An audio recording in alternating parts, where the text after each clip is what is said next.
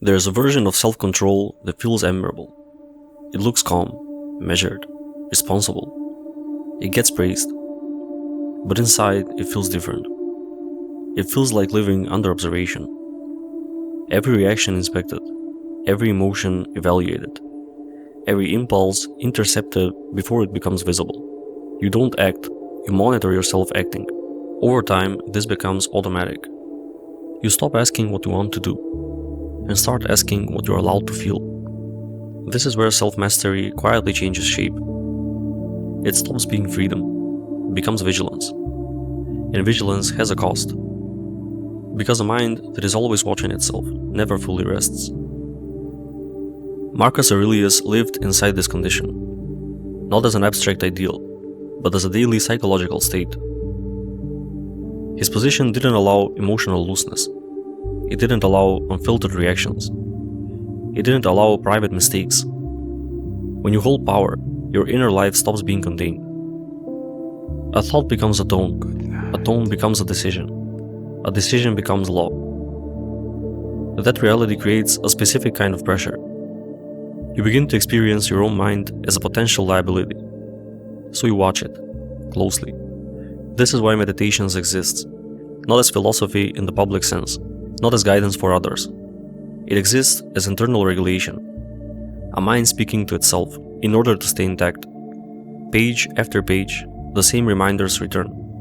Control your irritation, lower your expectations, reduce your desires. People read this as serenity. But serenity doesn't repeat itself like this. Repetition belongs to something unstable. It belongs to a system that must constantly correct what keeps drifting back. Over time, discipline becomes structural. It shapes how thoughts are allowed to form, which emotions are permitted to remain, which reactions are suppressed early enough to avoid consequence. Nothing explodes, nothing collapses. Everything simply tightens, and slowly, almost imperceptibly, the inner world becomes quieter, not peaceful, just narrower. This is the paradox at the center of Stoic self-control. It protects you from excess by reducing your range. It prevents collapse by limiting expansion.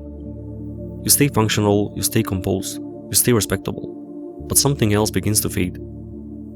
Spontaneity, emotional risk, the parts of you that don't justify themselves first, and Marcus sensed this. That is why his writing never settles. It circles, it returns, it corrects again. A mind trying to remain stable inside conditions that never soften. This is where the story actually starts. Not with an empire, not with a philosopher, but with a question that doesn't announce itself clearly. What happens to a person who never allows their inner life to move freely? Discipline is usually described as something you practice, a tool you can pick up, a habit you can put down. That isn't how it works here. For Marcus, discipline became an environment. It shaped how thoughts were allowed to enter, how emotions were evaluated, how reactions were filtered before they reached the surface. Over time, this stopped feeling like effort. It became posture, a permanent way of standing inside yourself. Meditations reads like a series of instructions. But instructions imply distance. They imply a teacher and a student. This text has neither. It is a closed loop, a mind speaking to itself in order to remain operational. The same phrases return again and again. Reduce desire, accept loss, remain indifferent. These aren't insights that land and disappear. They return because the impulses return. Desire doesn't vanish, anger doesn't dissolve, attachment doesn't resolve itself. They wait, and discipline exists to meet them each time they resurface. This creates a subtle shift.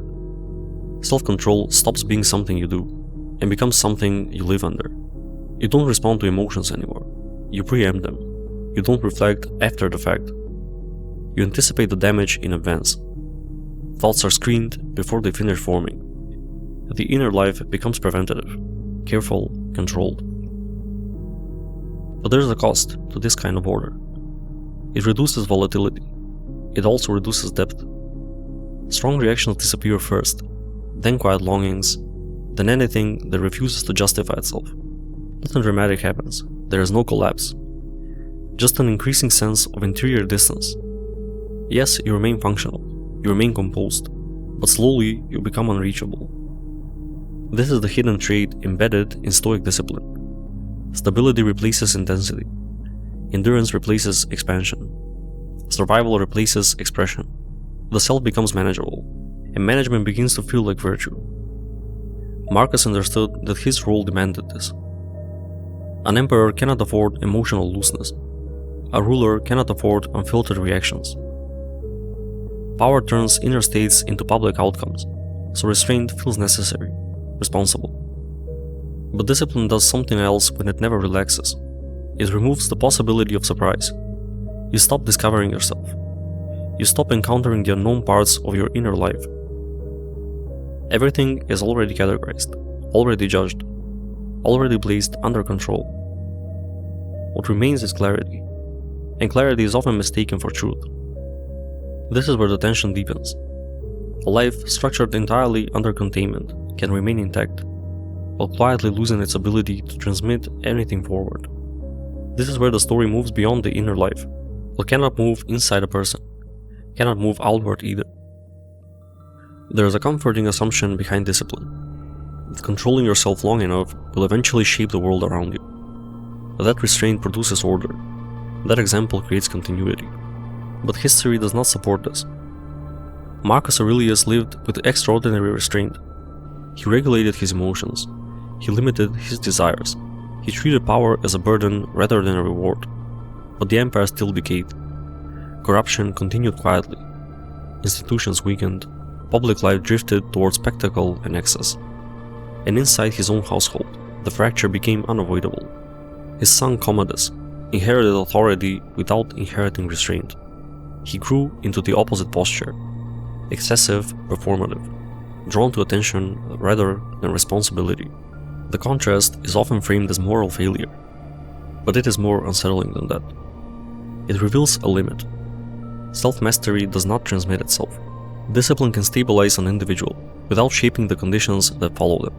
In other words, you can hold yourself together, while the structure around you prepares to fall apart. This is the point where Stoicism stops feeling reassuring. Marcus did everything required to remain intact, and still the future slipped away. The system depended on his vigilance, and once that vigilance disappeared, nothing replaced it. What looked like strength turned out to be personal containment. Effective, isolated, non-transferable. This exposes the deepest tension in self-control. A person can become stable without becoming generative. A life can remain disciplined without producing continuity. The inner world stays ordered, the outer world drifts. And there is no contradiction here, only a limit. Meditations ends without resolution. There is no final insight, no moment of arrival, no sense of completion.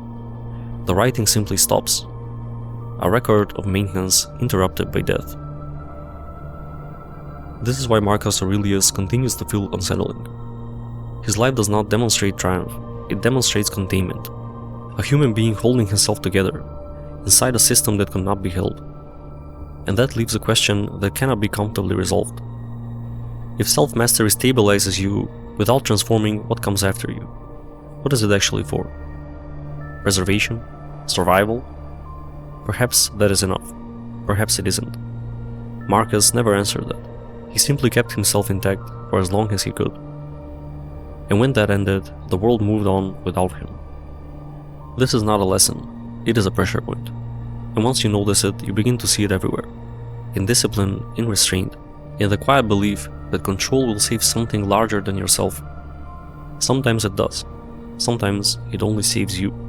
And sometimes even that comes at a cost you don't notice until there is nothing left to pass on.